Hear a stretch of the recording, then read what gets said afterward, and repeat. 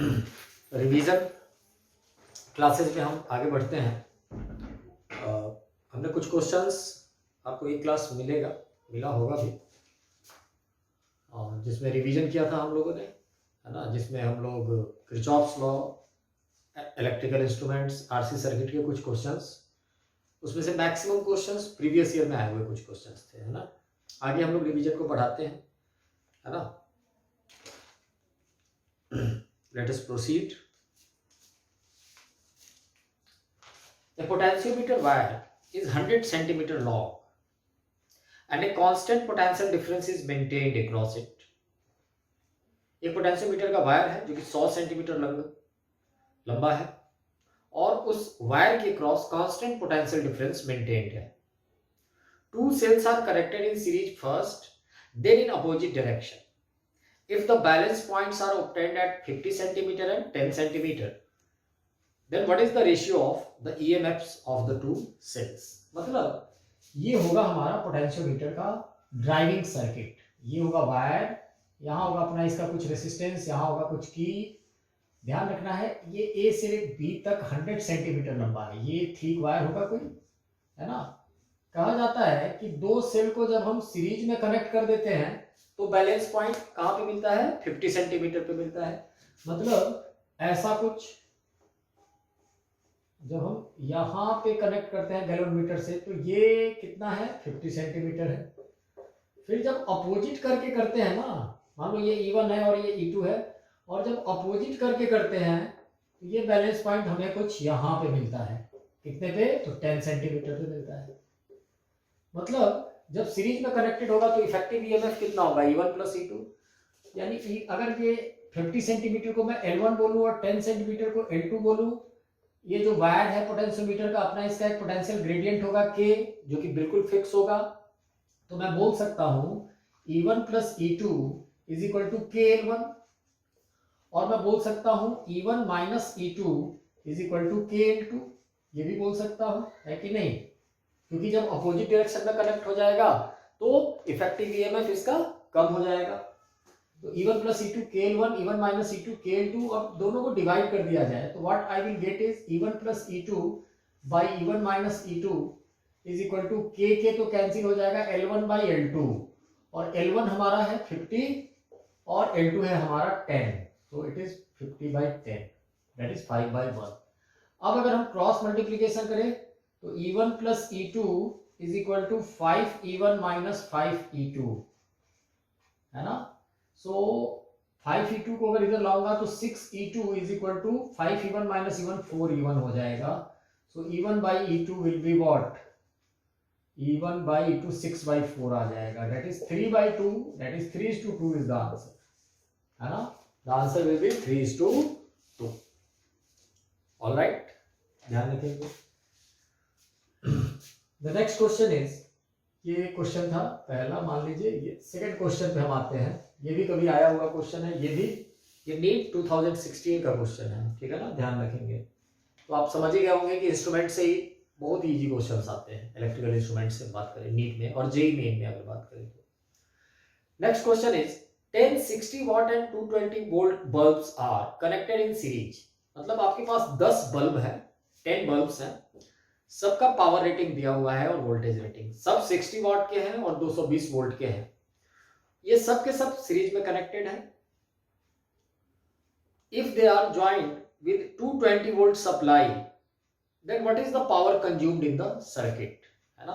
तो देखिए 10 बल्ब का मतलब, अगर मैं क्वेश्चन ये कहता है, मतलब ऐसे ऐसे 10 बल्ब हैं, कहां तक है? 10 तक है, 1 2 3 अप टू 10 तक बल्ब होंगे। हर बल्ब पे रेटिंग दिया हुआ है। रेटिंग क्या दिया हुआ है? तो अगर रेटिंग की बात करें तो लिखा हुआ है 60 वाट 220 वोल्ट, यानी इसके क्रॉस, है ना। अगर मैं बात करूं ये V वोल्ट का है तो ये सारे बल्ब भी V वोल्ट के ही हैं। इन सारे बल्ब का अगर मैं रेसिस्टेंस निकालूं तो R बराबर क्या होता है? तो R बराबर होता है V स्क्वायर बाई P, है ना। P कितना है हमारा? 60। ध्यान रखेंगे, मैं न्यूमेरिकल वैल्यू नहीं रख करके VP जैसे एक्रोनिम देकर के क्वेश्चन कर रहा हूं, ध्यान रखेंगे। जैसे ही ये 220 वोल्ट की बैटरी है तो इसको V वोल्ट मान लिया, हमारे बल्ब की रेटिंग भी 220 वोल्ट है तो उसको भी मैं V मान रहा हूं, क्योंकि दोनों न्यूमेरिकली सेम है। पावर को मैं P मान रहा हूं, तो किसी एक बल्ब का रेसिस्टेंस कितना हो जाएगा V स्क्वायर बाई पी। इसमें करंट अगर I निकला तो I कितना हो जाएगा, तो I हो जाएगा V बाई 10R हो जाएगा ना, क्योंकि V वोल्ट की बैटरी लगी हुई है और R सब सीरीज में है, तो 10R कितना है, तो V square by P, that is V by 10R, that is 10V square by P ऊपर चला जाएगा, तो V से V कैंसिल हो जाएगा, P by 10V is the current. तो एक बल्ब के क्रॉस अगर मैं पावर निकालूं, एक बल्ब के क्रॉस पावर P डैश कितना हो जाएगा I स्क्वायर इंटू R, तो 10 बल्ब के क्रॉस क्या हो जाएगा, तो इंटू 10 करना पड़ेगा, क्योंकि power consumed in the circuit निकालना है, तो 10 से मल्टीप्लाई करना पड़ेगा। So it is 10 I square कितना हो जाएगा, तो I है P by 10V, P square by 100V square into R कितना है V square by P, so V square by V square से V स्क्वायर कैंसिल, 10 से 10 कैंसिल, P से P cancel, that is P by 10 is the answer. और P हमारा कितना था, तो P हमारा था 60 वाट, यानी 60 by 10 that is 6 watt power consume होगा पूरे सर्किट में। आप देख सकते हो कि एक बल्ब 60 वाट कंज्यूम करता है, लेकिन सीरीज में कनेक्ट हो जाने के बाद सेम सप्लाई से जितनी रेटिंग है बल्ब की, क्योंकि बल्ब की रेटिंग 220 वोल्ट है और 220 वोल्ट की ही आपने यहाँ सप्लाई भी लगा रखी है, आप देख लीजिए power rating, power consumption in the circuit by 10 हो गया। तो इसको एज ए थ्योरम भी आप इस्तेमाल कर सकते हैं कि किसी बल्ब की रेटिंग हो, है ना, और उसकी जो वोल्टेज रेटिंग है उतने ही वोल्ट की अगर बैटरी के क्रॉस n बल्ब लगा दे, तो power consumed in the circuit P by n हो जाता है, क्योंकि 10 बल्ब था तो एक बल्ब का पावर 60 वाट था ना, तो 10 बल्ब का पावर कितना हो गया है, 6 वाट हो गया है, बाई 10 हो गया है सीरीज में कनेक्ट करने से। लेकिन ध्यान रखेंगे बल्ब की जो वोल्टेज रेटिंग है वही सप्लाई भी होनी चाहिए, क्योंकि हर बल्ब 220 वोल्ट का था, तो 220 वोल्ट यहाँ हमने सप्लाई भी लगाया था, तभी ऐसा हो पाया।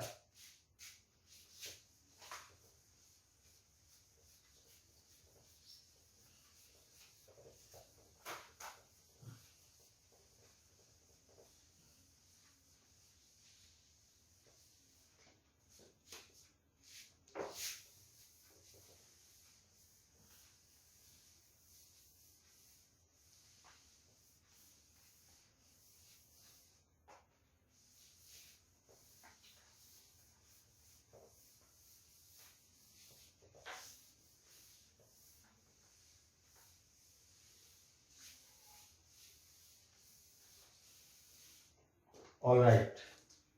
The next question is this: A, B, C. This point is Y and this point is X. ये A, B, C are voltmeters of resistance R, 1.5 R and 3 R. इसका रेसिस्टेंस R है, इसका 1.5 R है और इसका 3 R है। When some potential difference is applied across X and Y, their readings are VA, VB and VC. और चार option दिए हुए हैं। ऑप्शन ए है VA not equal to VB is equal to VC. Option B है VA is equal to VB not is equal to VC. Option C है VA is equal to VB is equal to VC. और एक option D है VA not is equal to VB not is equal to VC. ऐसा कुछ option है, मतलब तीनों voltmeter की रीडिंग को कंपेयर करना है हम लोगों को, है कि नहीं। ये तीनों वोल्टमीटर्स हैं, तीनों के रेसिस्टेंस दिए हुए हैं। बहुत इजी क्वेश्चन है ये भी प्रीवियस ईयर में किसी साल आया हुआ क्वेश्चन है, 14 या 13 का है। देखिए मान लीजिए X से अगर I करंट निकलता है, इस क्वेश्चन को अब हम करते हैं, तो ये I करंट इधर बटेगा, है ना, इधर बटेगा। मान लो इधर I1 जाता है और इधर I2 जाता है, तो I1 into R, I1 into B का रेसिस्टेंस बराबर I2 इंटू C का रेसिस्टेंस होना चाहिए, क्योंकि ये दोनों रास्ते पैरेलल हैं।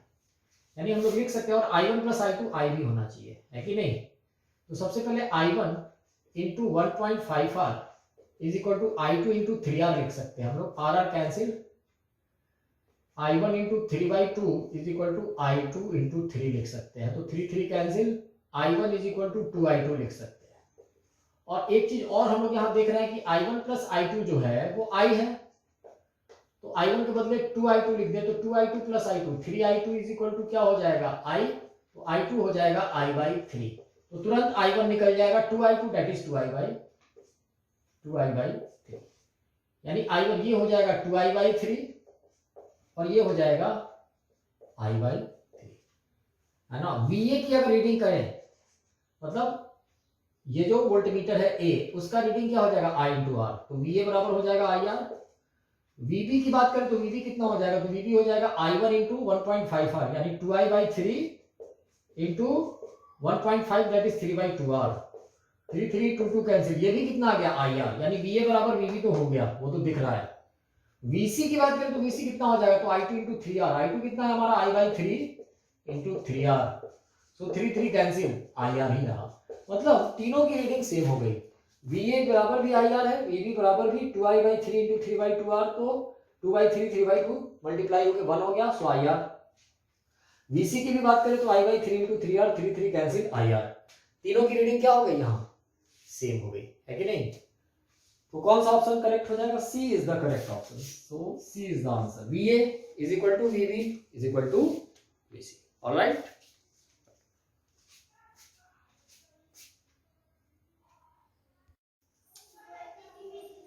रिवीजन में हम लोग आगे बढ़ते हैं। क्वेश्चन है, in a potentiometer experiment the balancing length for cell is found to be 120 centimetre. Now a resistor of 10 ohm is connected across terminals of this cell and balancing length becomes 80 centimeter. What is the internal resistance of the cell? I repeat the question. एक potentiometer है ना, जिसके wire पे जो thick wire होता है उस पे बैलेंसिंग लेंथ है 120 सेंटीमीटर। जब एक सेल हम कनेक्ट करते हैं, मतलब उस सेल का जो ईएमएफ है वो K × 120 हो जाएगा। अब क्या है कि उस सेल के क्रॉस एक 10 ओम का हम लोड लगाते हैं, रेसिस्टर लगाते हैं, फिर देखा जाता है कि बैलेंसिंग लेंथ जो है ना थोड़ा कम हो गया। कितना हो गया, तो डेट इज 80 सेंटीमीटर। तो हमें उस सेल का इंटरनल रेसिस्टेंस निकालना है ना। मतलब अगर हम प्रोसीड करें तो वी कैन प्रोसीड लाइक कि मान लीजिए यही हमारा पोटेंशियोमीटर का ड्राइविंग बैटरी होगा, इसका अपना कुछ रेसिस्टेंस होता ही है, यहाँ कुछ की होगा और ये उसका नीचे वायर होगा, है ना। This is the potentiometer wire, थोड़ा थिक होता है तो मैं थिक बना दे रहा हूँ, है ना। ऐसा कुछ वायर होगा। सबसे पहले क्या है कि एक सेल है, उसका कुछ ईएमएफ होगा, ठीक है ना। तो जब उस सेल को हम केवल लगाते हैं, उस सेल का अपना इंटरनल रेसिस्टेंस R है, यहाँ पे हमने गैल्वेनोमीटर लगा दिया तो यहाँ कहीं नल पॉइंट मिल गया मुझे, and this length is 120 centimetre, this length is 120 centimetre, है ना। अगर क्योंकि पोटेंशियोमीटर का जो वायर है इसका अपना ईएमएफ E0 ड्राइविंग बैटरी का ईएमएफ होगा, इसका ईएमएफ कुछ E होगा, ये अननोन इंटरनल रेसिस्टेंस वाला सेल है ना। सर्किट से आप लोग बिल्कुल फैमिलियर हैं, जो पोटेंशियोमीटर से सर्किट, पोटेंशियोमीटर की जो सर्किट होती है उससे जो हम दो सेल्स के ईएमएफ को कंपेयर करें तब, चाहे किसी सेल का इंटरनल रेसिस्टेंस निकालें तब, उसकी जो दो सबसे फेमस एप्लीकेशन है उन सारे सर्किट से आप बिल्कुल फैमिलियर हैं। तो देखिए 120 सेंटीमीटर पे बैलेंसिंग का मतलब ये होता है कि इस सेल से कोई करंट नहीं जा रहा होगा, तभी जाके गैल्वेनोमीटर में कोई डिफ्लेक्शन नहीं होगा, यानी इस सेल का जो ईएमएफ होगा वो पोटेंशियल ग्रेडियंट इनटू 120 सेंटीमीटर होना चाहिए। तो मान लीजिए इसका कुछ पोटेंशियल ग्रेडियंट होगा हमारे इस वायर का जो कि फिक्स होता है K, तो we can formally write E is equal to K into 120, है ना। K कॉरेस्पॉन्डिंग यूनिट में ही है, जैसे K की यूनिट क्या होनी चाहिए, वोल्ट पर सेंटीमीटर चाहे वोल्ट पर मीटर। तो अगर मैं 120 सेंटीमीटर ले रहा हूँ तो अंडरस्टूड है कि ये K जो होगा हमारा ये वोल्ट पर सेंटीमीटर में होगा। ऑलराइट, फिर कहता है कि जब मैं इस सेल के क्रॉस, है ना, अब सेकंड सिचुएशन क्या है, तो second situation is like this कि इस सेल के क्रॉस जैसे ही हम एक रेसिस्टर R लगा देते हैं जो कि 10 ओम का है, कितने ओम का है, 10 ओम का है, तब क्या है, तब यही बैलेंसिंग पॉइंट हमारा कहीं यहां मिल रहा है जो कि कम है, 120 से कम है, that is 180 centimetre, sorry 80 centimetre. अब देखिए इस सिचुएशन में जब हम ये R लगा दे रहे हैं तो बैलेंसिंग पॉइंट क्यों कम हो जा रहा है, तो देखने से भी क्लियर है कि अब क्या हो रहा होगा, तो अब इस सेल से करंट तो निकल रहा होगा लेकिन वो करंट पूरा इसी लूप में, अंदर वाले लूप में ही मूव कर रहा होगा, क्योंकि बाहर जाएगा तो फिर से ये गैल्वेनोमीटर डिफ्लेक्ट कर जाएगा, तो नल पॉइंट नहीं मिल पाएगा, है ना। तो इस करंट को अंदर में ही मूव करना है, इस लूप में ही मूव करना है। तो करंट आई की अगर बात करें, आई, ये जो आई करंट जा रहा होगा लोड के क्रॉस, तो करंट आई कितना हो जाएगा, तो हो जाएगा E by R plus R, that is E by R कितना है 10 और प्लस इंटरनल रेजिस्टेंस इज आर। अब इस सिचुएशन में इन दोनों पॉइंट्स के बीच में जो पोटेंशियल ड्रॉप होगा वो k into 180 होना, सॉरी k into 80 होना चाहिए, 180 नहीं 80, है ना, k into 80 होना चाहिए, क्योंकि बैलेंसिंग लेंथ अब 120 से कम 80 हो गया है। तो k into 80 should be equal to potential difference between this point and this point, चाहे this point and this point, क्योंकि ये खुले तार है, सबके पोटेंशियल सेम होंगे। यानी now we can say I into R is again k into 80. So I is E by R plus R into R is equal to K into 80. और इस R का वैल्यू हम लोगों को पता है, कैपिटल R का वैल्यू, हम लोगों को स्मॉल r का वैल्यू निकालना है। तो अगर मैं इसे इक्वेशन 1 कहूं, suppose this equation is 1 and this equation is 2, तो 1/2 करने से हमारा काम बन सकता है। We can write 120 into K by 80 into K is equal to E by E R, और ऊपर चला जाएगा R plus R, so E cancel, K cancel, 42 जा 43 जा, 3/2 is equal to 10 plus R by 10, we can write because R is 10, तो small r आ जाएगा, 10 3 जा 30 is equal to 20 plus 2R, which implies 2R is equal to 10, so R is equal to 5 ohm। यानी इस cell का, नीचे वाले cell का internal resistance कितना हो जाएगा, 5 ओम हो जाएगा, वी कैन प्रॉब्ली से। Alright,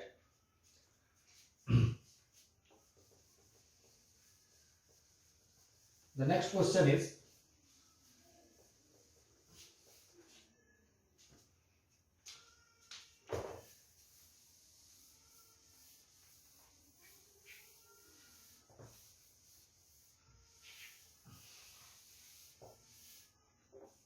The next question is, ये एक सिंपल सर्किट है, यहां 12 वोल्ट की बैटरी है कोई, this is 5 ohm,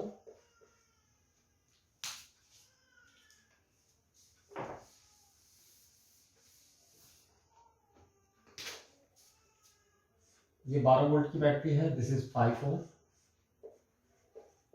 this is 12 volt and this is R and this is 7 volt. एक सिंपल सा सर्किट है और यहाँ एक गैल्वेनोमीटर लगा है G। The question is, for what value of this R galvanometer has no deflection, मतलब R का वैल्यू कितना होना चाहिए कि इस गैल्वेनोमीटर में कोई डिफ्लेक्शन नहीं हो। लेफ्ट साइड में 7 वोल्ट की जो बैटरी है 7 वोल्ट की, उसके नीचे एक गैल्वेनोमीटर है। देखो, I repeat the question, for what value of R there is no deflection in galvanometer, मतलब इस R के क्रॉस भी अगर 7 वोल्ट हो जाए तो गैल्वेनोमीटर में कोई डिफ्लेक्शन नहीं होगा, है कि नहीं। 7 वोल्ट यहां भी हो जाए, 7 वोल्ट यहां भी हो जाए, इसका मतलब इस 7 वोल्ट की बैटरी से भी कोई करंट, दूसरा मतलब ये भी हम निकाल सकते हैं कि इस 7 वोल्ट की बैटरी से कोई करंट नहीं निकलनी चाहिए, क्योंकि जो यहां से अगर करंट निकली तो कोई बैटरी जो करंट देता है वो फिर से लेता भी है ना। तो अगर ये कुछ भी करंट देता तो कहीं ना कहीं से इस गैल्वेनोमीटर होते हुए ये लेता भी, फिर गैल्वेनोमीटर डिफ्लेक्ट कर जाता। इस गैल्वेनोमीटर के नहीं डिफ्लेक्शन होने का मतलब है कि 7 वोल्ट की बैटरी से कोई करंट नहीं निकलनी चाहिए, मतलब जो भी करंट निकलेगा इस 12 वोल्ट की बैटरी से निकलेगा, और वो करंट यहाँ पे आने के बाद सीधे पूरा का पूरा, अगर आई यहाँ से निकलेगा तो आई ही नीचे चला जाएगा और ये इसी वाले लूप में मूव करके रह जाएगा। इस लूप में कोई करंट नहीं जाना चाहिए, तभी जाकर के गैल्वेनोमीटर में कोई डिफ्लेक्शन नहीं हो पाएगा। अब बहुत सिंपल सी बात है कि R और I इंटू आर कितना होना चाहिए, 7 होना चाहिए। तो सबसे पहला इक्वेशन अगर हम लोग लिखे I इंटू आर 7 होना चाहिए, है ना। और दूसरी बात है कि इसमें लूप लॉ लगा देंगे तो I आ जाएगा, या बहुत सारे तरीके से हम लोग कर सकते हैं। तो 7 वोल्ट यहां तभी हो पाएगा, है ना। 7 वोल्ट यहां का मतलब 5 वोल्ट यहां हो जाना चाहिए, तभी 7 5 12 होगा, है ना।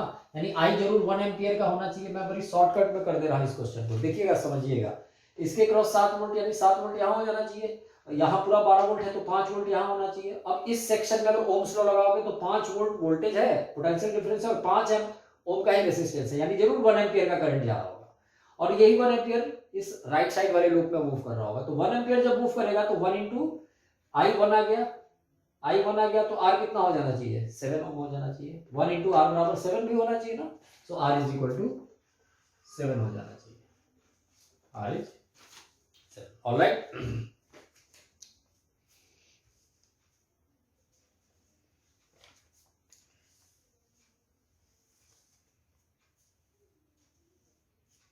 The next question is, length of a potentiometer wire is 10 metre. एक पोटेंशियोमीटर वायर का लेंथ जो है वो 10 मीटर है। The distance between the null points on its wire corresponds to 2 cells comes out to be 60 centimeter. If the difference of the EMFs of the cell is 0.4 volt, then what is the potential gradient on the wire? मतलब दो sales के नल points का difference 60 centimetre दिया हुआ है और दोनों sales के ईएमएफ का डिफरेंस दिया हुआ है ना, तो potential gradient of the wire क्या होगा। तो फिर से मैं वही पॉपुलर सर्किट पोटेंशियोमीटर का बना दूं, यही वो वायर है ना।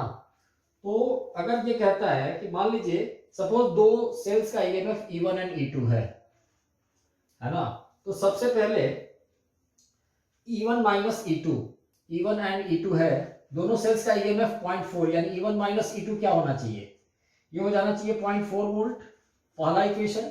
और सेकंड इक्वेशन कहां से आएगा, तो कहता है कि जो the difference between the null points है ना इज 60 सेंटीमीटर।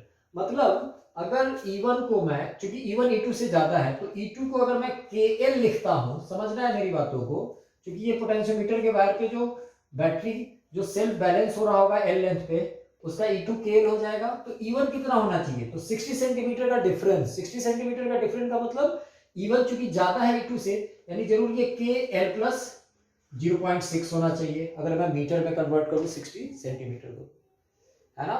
अब हो गया।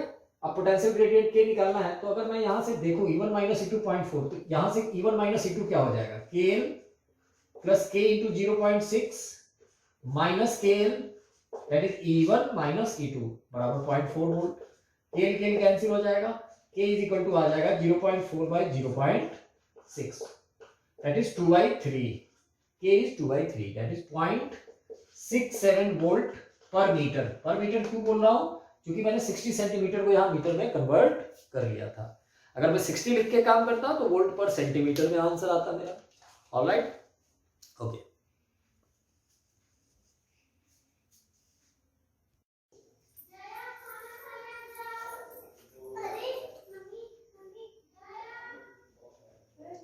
ऑलराइट, करंट इलेक्ट्रिसिटी और इलेक्ट्रोस्टैटिक्स हमारा कंप्लीट हुआ है ना। देखिए, अगर क्लास 12th के फिजिक्स के पार्ट 1 की बात करें हम, तो बिल्कुल इलेक्ट्रोमैग्नेटिज्म हम लोगों को पढ़ना है ना। इलेक्ट्रोस्टैटिक्स से शुरू करो और ये वेव तक आप चले जाओ, तो एक एक चैप्टर इलेक्ट्रोमैग्नेटिज्म का ही पार्ट है। तो यानी एक सेक्शन पढ़ना है, उस सेक्शन को चैप्टर में हम लोगों को डिस्ट्रीब्यूट करके पढ़ना है।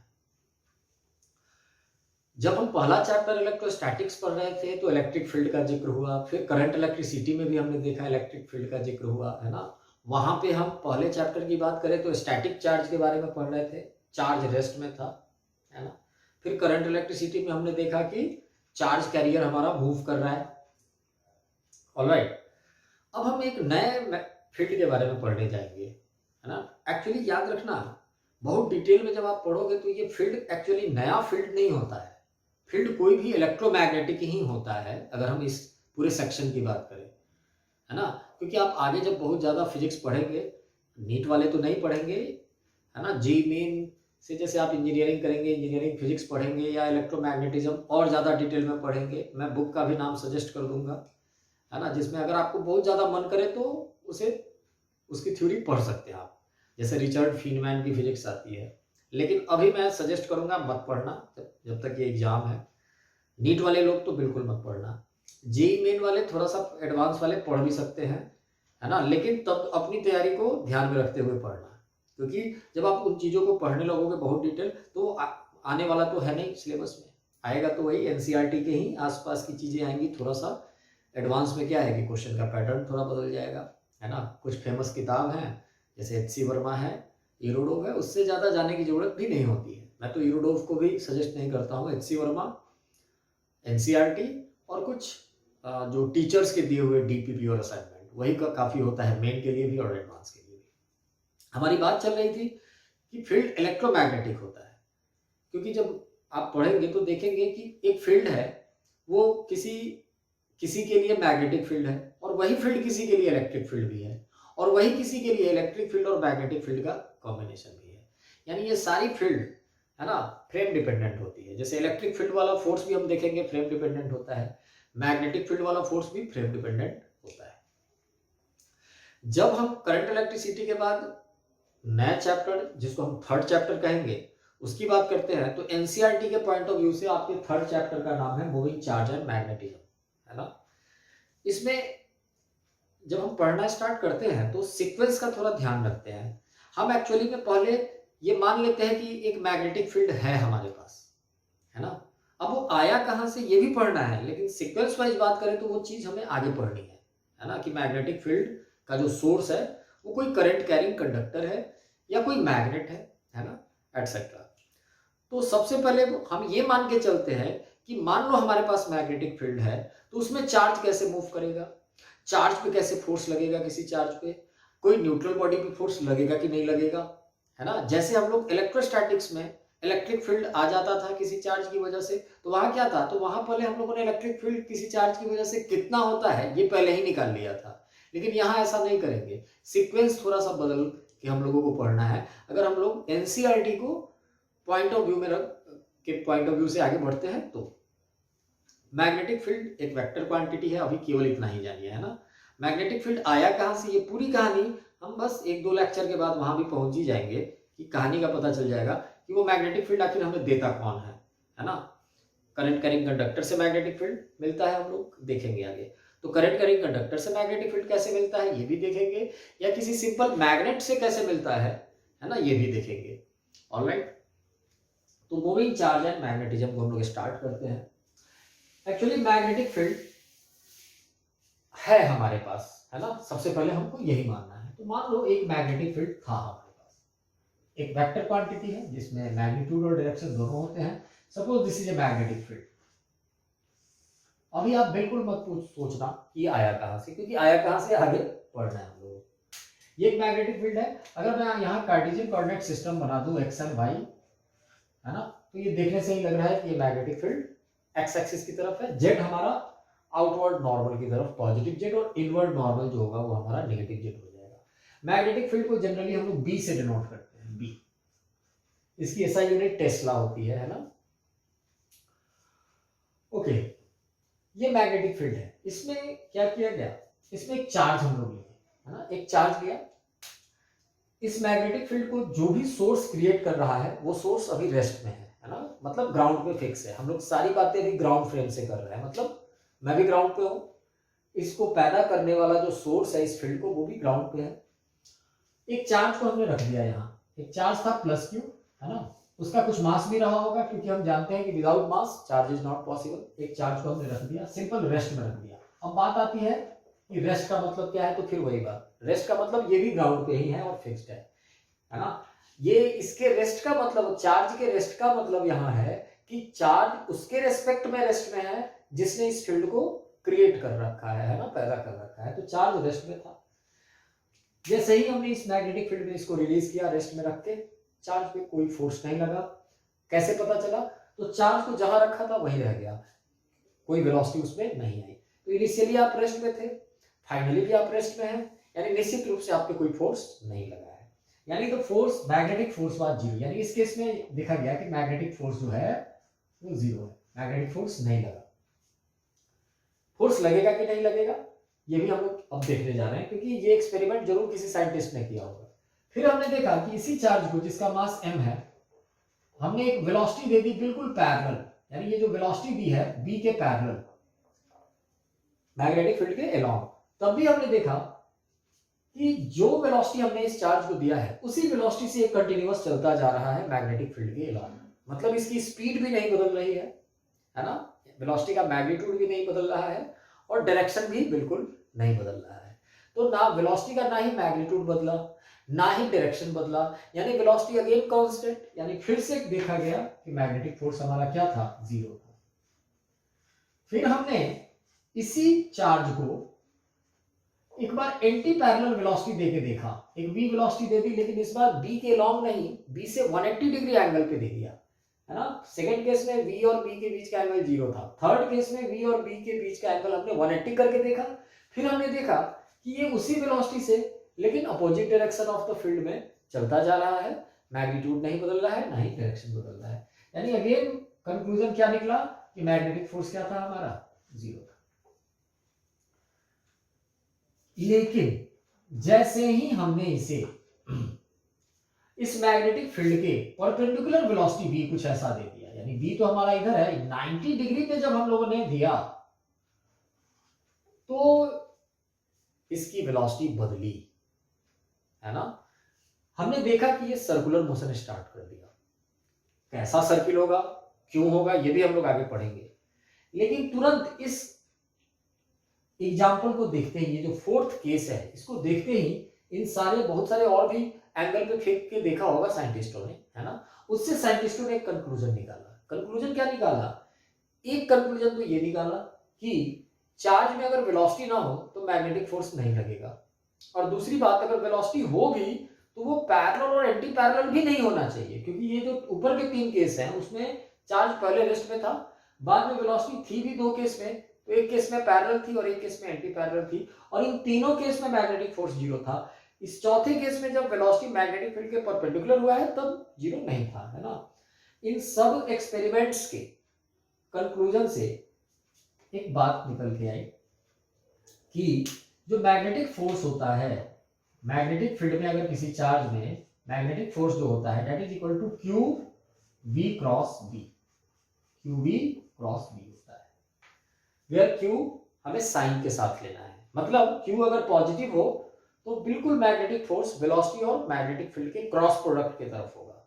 ध्यान रखेंगे पहले v है और बाद में b है, v क्रॉस b की तरफ। और अगर यही चार्ज नेगेटिव हो तो magnetic force v cross b के बिल्कुल अपोजिट हो जाएगा। जैसे एक प्रोटॉन हो यहाँ तो उस पर magnetic force velocity cross magnetic field की तरफ बिल्कुल लग जाएगा, लेकिन इलेक्ट्रॉन हो तो v क्रॉस b के जस्ट अपोजिट लगेगा।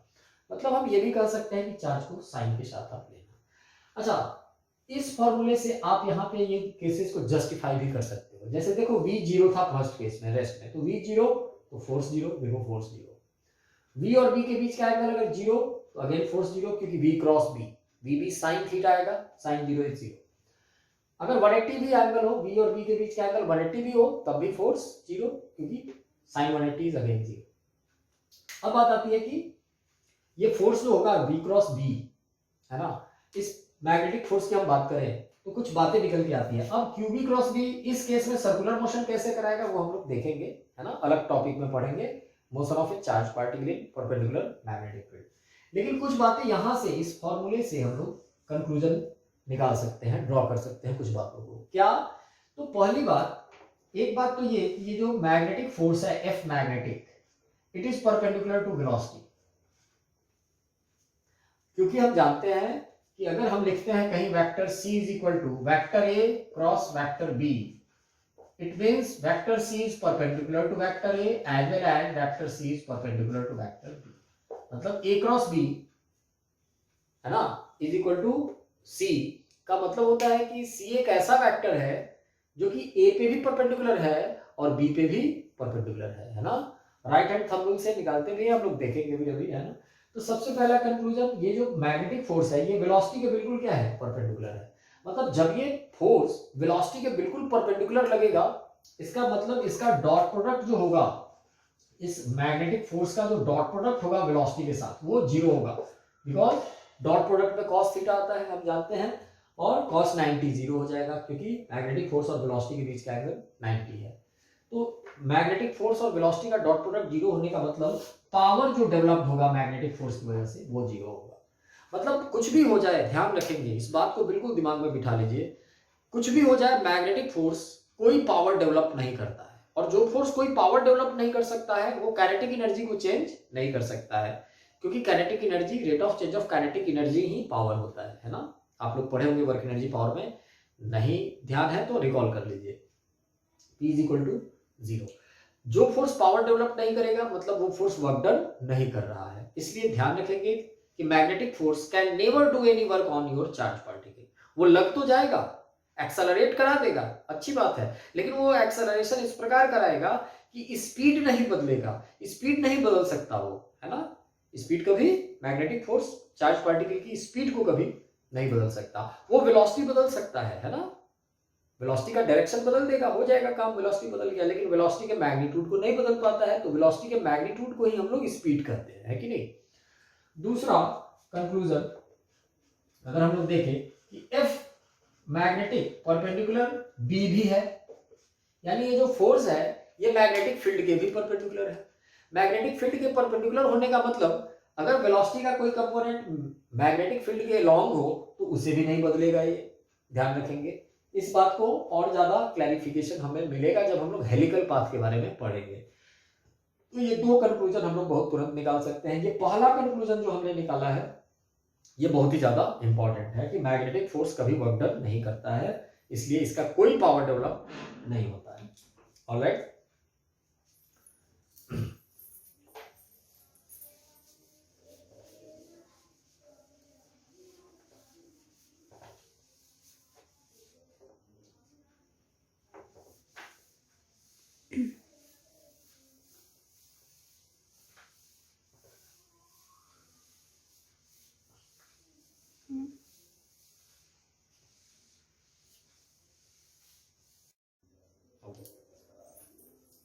हमने देखा अभी कि magnetic force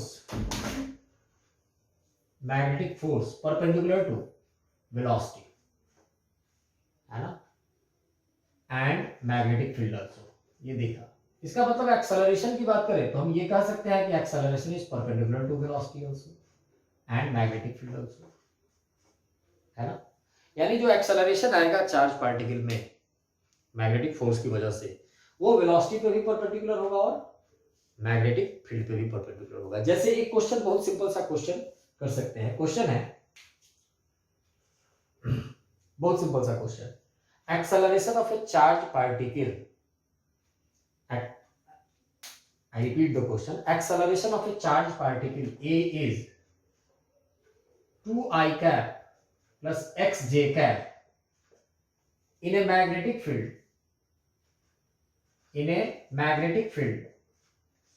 3i cap minus 2j cap plus 6k cap.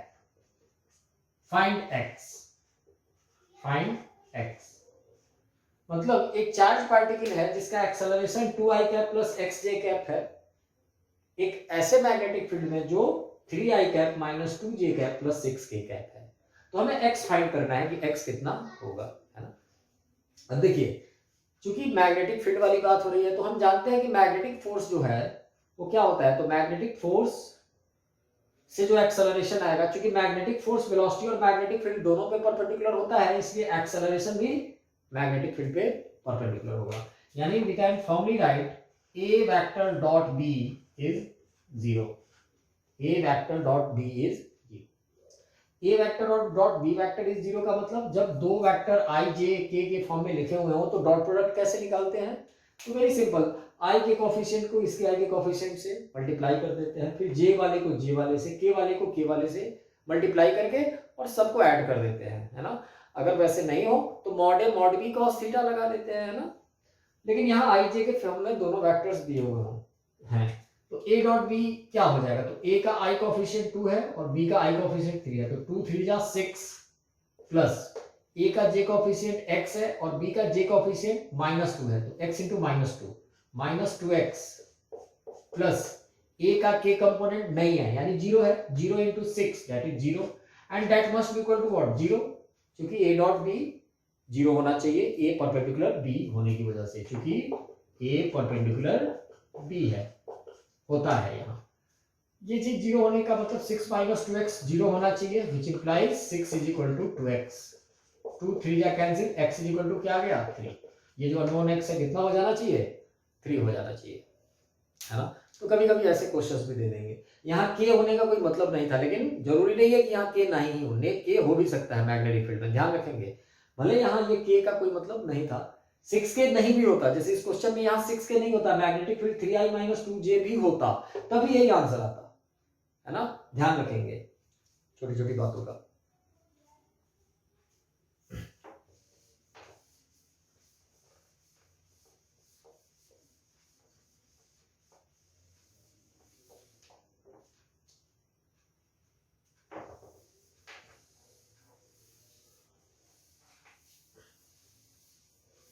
हमने जो केसेस देखे कि चार्ज जब रेस्ट में रहेगा तो मैग्नेटिक फोर्स नहीं लगेगा।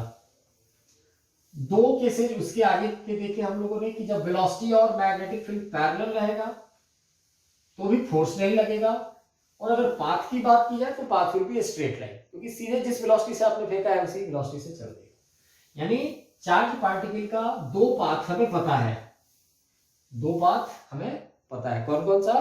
तो जब velocity parallel magnetic field, the path is a straight line. The velocity is anti-parallel to magnetic field. Again, the path is straight line. लेकिन अब हम लोग पढ़ने जा रहे हैं कि what happened when velocity is perpendicular to b, यानी motion of charged particle, motion of charged particle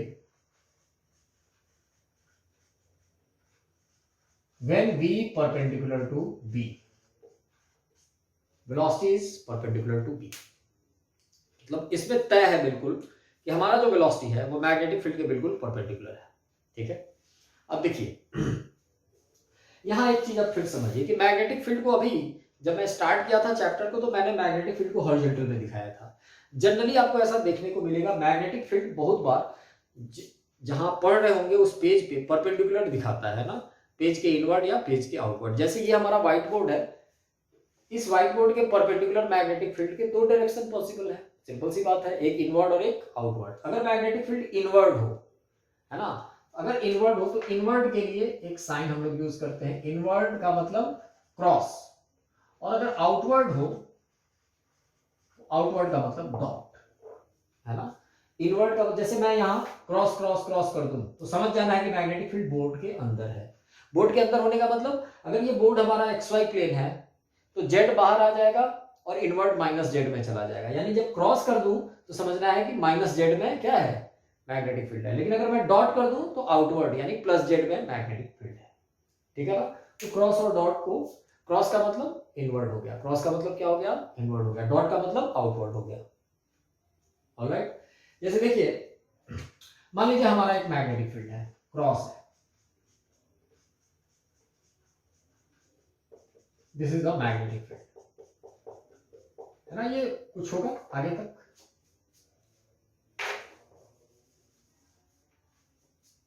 अब ये आगे न जाने कहां तक है, अभी हम उसकी बात नहीं कर रहे हैं, है ना। ये है एक चार्ज पार्टिकल है। अब देखिए क्योंकि ये क्रॉस है, क्रॉस का मतलब इनवर्ड हो गया। अब आप चार्ज पार्टिकल को XY प्लेन में, ये व्हाइट बोर्ड XY प्लेन है, इस XY प्लेन में किसी भी डायरेक्शन में आप चार्ज पार्टिकल को थ्रो करो, वो सारे डायरेक्शन क्या हो जाएंगे, perpendicular to the magnetic field हो जाएंगे। जैसे एक चार्ज पार्टिकल ऐसे चले, ऐसे चले, ऐसे चले, मतलब इस प्लेन में कहीं भी वो मूव करे, इस प्लेन में वो कहीं भी वो मूव करे, क्योंकि प्लेन के परपेंडिकुलर मैग्नेटिक फील्ड है तो उस चार्ज पार्टिकल की वेलोसिटी भी किसी भी केस में परपेंडिकुलर टू मैग्नेटिक फील्ड कही जाएगी, है कि नहीं। तो एक बहुत सिंपल सा केस लेते हैं कि मान लीजिए ये मैग्नेटिक फील्ड है हमारा B, कांस्टेंट मैग्नेटिक फील्ड है, जब तक कुछ मेंशन ना रहे मैग्नेटिक फील्ड को हम लोग कांस्टेंट मानेंगे, है ना, magnitude as well as direction. और एक चार्ज पार्टिकल है +Q, है ना, जिसमें हमने वेलोसिटी दे दिया है V। अभी तक क्या था कि केवल हम मैग्नेटिक फोर्स की यहां बात कर रहे हैं, मैग्नेटिक फोर्स के अलावा दूसरे किसी फोर्स की अभी तत्काल बात नहीं कर रहे हैं।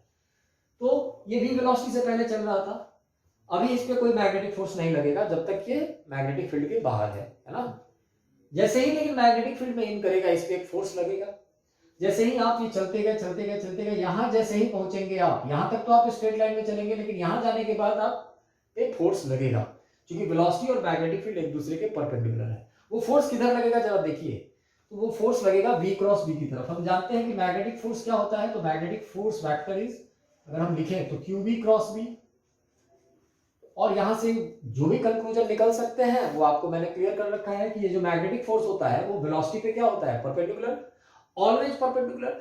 आपकी वेलोसिटी पे परपेंडिकुलर हुआ, वेलोसिटी का डायरेक्शन बदला, लेकिन वेलोसिटी का डायरेक्शन जैसे ही बदलेगा अगेन v क्रॉस b, यानी force is always continuously perpendicular to the velocity. अब देखिए जैसे ही आप यहां इन करेंगे, आप किधर की तरफ आपका पाथ होगा, थोड़ा सा अगर आइडिया लगाया जाए तो आप इन करते ही आप पे फोर्स किधर लगेगा, v क्रॉस b की तरफ। वेलोसिटी किधर है हमारी, मान लीजिए इधर हमारा एक्स एक्सिस है, सपोज ये हमारा x है, ये y है, तो माइनस जेड में हमारा फील्ड है, अभी बात हुई थी। तो v क्रॉस b है ना, i क्रॉस माइनस के, अगर i क्रॉस माइनस के भी करेंगे तो ध्यान रखेंगे, मैं यहां कुछ लिख देता हूं जिसको यूनिट वेक्टर के तौर पे, cross product of unit vector, ध्यान रखना i क्रॉस j के होता है, I is the unit vector along x axis, j along y axis and k along z axis. I cross j k, j cross I minus k होता है ना, j cross k I होता है और k cross j minus I होता है। k cross I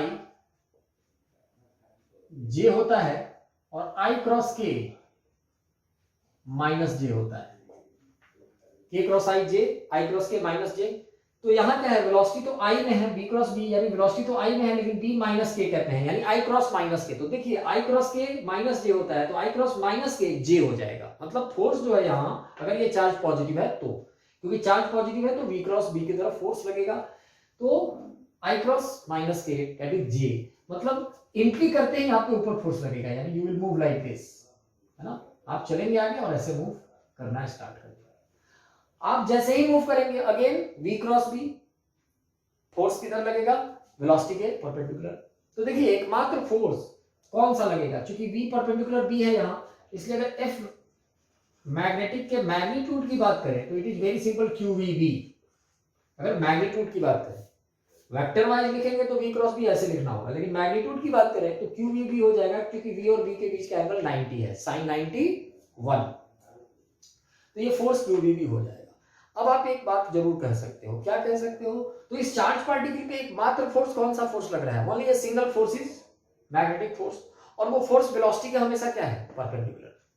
तो कैसा पाथ होना चाहिए, तो एक ऐसा फोर्स लग रहा है किसी बॉडी पे जो कि हमेशा उसकी वेलोसिटी के परपेंडिकुलर है और पार्टिकल चल भी रहा है, तो पार्टिकल पक्का सर्किल में चल रहा होगा, क्योंकि सर्किल में ही चलेगा तो हम धड़ल्ले से कह सकते हैं कि एकमात्र फोर्स उस पर कौन सा, सेंट्रीपिटल फोर्स लग रहा होगा, जो कि वेलोसिटी के डायरेक्शन को कंटिन्यूअसली बदल रहा होगा लेकिन मैग्नीट्यूड को नहीं बदल रहा होगा। क्लियर, यानी we can conclude that the path will be, ये जो पाथ होगा सर्किल हो जाएगा, क्या हो जाएगा, सर्किल, यानी when velocity is perpendicular to magnetic field the path of the charge particle is circular, because the force is always perpendicular to velocity. और कैसा सर्कुलर मोशन, सर्कुलर मोशन भी बहुत टाइप के होते हैं, यूनिफॉर्म, नॉन यूनिफॉर्म, तो ये uniform circular motion होगा। यूनिफॉर्म क्यों होगा, क्योंकि यहां स्पीड चेंज नहीं करेगा, मैग्नेटिक फोर्स स्पीड को चेंज नहीं करता है, केवल डायरेक्शन ऑफ द वेलोसिटी को चेंज करता है, तो सर्किल में चलेगा। और यहां हम लोग कह सकते हैं यूनिफॉर्म सर्कुलर मोशन, मैं थोड़ा शॉर्ट में लिख रहा हूं यूसीएम, यूनिफॉर्म सर्कुलर मोशन में ये चलेगा। अब जब जैसे ही यूनिफॉर्म सर्कुलर मोशन में चलेगा और ऊपर की तरफ मुड़ेगा, का मतलब अगर आपने बिल्कुल एक्स एक्सिस के लॉन्ग इसमें एंट्री किया है तो आप ऐसे चलेंगे सर्किल में, चलते चलते चलते हाफ सर्किल यहां कंप्लीट करेंगे, और हाफ सर्किल कंप्लीट करने के बाद आप बिल्कुल ऐसे निकल जाएंगे, है ना। कभी आप ऐसा मत सोचना कि आप मैग्नेटिक फील्ड में हॉरिजॉन्टली आकर के और सर्किल कंप्लीट मैग्नेटिक फील्ड के अंदर ही करोगे, नो, आप मैग्नेटिक फील्ड में एंट्री करोगे, जब तक मैग्नेटिक फील्ड रहेगा तब तक आप एक सर्किल में मूव करोगे, मैग्नेटिक फील्ड खत्म होते ही आप बिल्कुल किनारे पे, है ना, इस बैरियर पे जो वेलोसिटी होगी उस वेलोसिटी से सीधे आप निकल जाएंगे। मतलब हम ये कह सकते हैं इस फिगर के मुताबिक कि यहाँ हाफ सर्किल कंप्लीट होगा। अब डिपेंड करता है कि हाफ सर्किल कंप्लीट होगा या हाफ सर्किल से ज्यादा बड़ा सर्किल कंप्लीट होगा, वो डिपेंड करता है कि कितने एंगल पे आप एक्स वाई प्लेन में एक्स एक्सिस के साथ या वाई एक्सिस के साथ कितने एंगल में आप एंट्री करोगे। जैसे हो सकता था कोई चार्ज पार्टिकल ऐसे जाता, यहाँ जाने के बाद वो ऐसे सर्किल में कंप्लीट करता तो इतना पार्ट सर्किल हो जाता, लेकिन यहाँ से ऐसे निकल जाता। या हो सकता था कोई चार्ज पार्टिकल ऐसे एंट्री करता तो ये ऐसे एंट्री करने के बाद ऐसे पूरे सर्किल में जाता और बिल्कुल ऐसे निकल जाता। तो कुछ भी हो सकता है, पूरा सर्किल कंप्लीट आप एम ही नहीं करोगे, है ना, ध्यान रखेंगे। अगर आप पहले से फील्ड के बाहर से एंट्री कर रहे हो तो कभी भी मैग्नेटिक फील्ड में पूरी सर्किल को आप कंप्लीट नहीं करोगे। आई रिपीट, क्या? तो अगर आप फील्ड के बाहर से एंट्री कर रहे हो इसमें मैग्नेटिक फील्ड में, तो कभी भी सर्किल कंप्लीट मैग्नेटिक फील्ड के अंदर नहीं करोगे। हाफ सर्किल कर सकते हो, हाफ सर्किल से छोटा पार्ट कर सकते हो या बड़ा पार्ट कर सकते हो, तो ये बात की बात है। यहाँ जो जिस केस की बात अगर हम लोग कर रहे हैं, इस केस की बात जो हॉरिजॉन्टली हमने यहाँ एंट्री कराया था इसको, तो इस केस में क्या होगा? तो इस केस में आप हाफ सर्किल कंप्लीट करोगे। अब इस सर्किल का रेडियस क्या होगा, है ना? यूनिफॉर्म सर्कुलर मोशन में चूंकि आप चल रहे हो तो उस मोशन का टाइम पीरियड क्या होगा? अब ऐसी बात की जाए तो सबसे पहले रेडियस हम लोग निकालते हैं। तो देखिए यही वो फोर्स है जिसको सेंट्रीपिटल बनना है ना? तो हम बड़ी आसानी से लिख सकते हैं कि यही QVB must be equal to mv square by r। तो v से v कैंसिल, रेडियस आ जाएगा r is equal to mv by QV। यानी रेडियस जो है वो लीनियर मोमेंटम के डायरेक्टली प्रोपोर्शनल है। Radius is equal to mv by QV, ये ध्यान रखेंगे। दूसरी बात कि चूंकि आप यूनिफॉर्म सर्कुलर मोशन में चल रहे हो, है ना, तो आपका एक टाइम पीरियड होगा। टाइम पीरियड क्या हो जाएगा? तो टाइम पीरियड जो होगा, time period will be 2 pi r। पूरा सर्किल अगर आप मूव करते तो कितना चलते? 2 पाई r और by speed, distance by speed is time period because uniform circular motion है। 2 पाई r बाई v क्या हो जाएगा? तो 2 पाई, है ना, r बाई v, यहां से क्या आ जाएगा? तो यहां से r by v m by QV आ जाएगा, m बाई QV।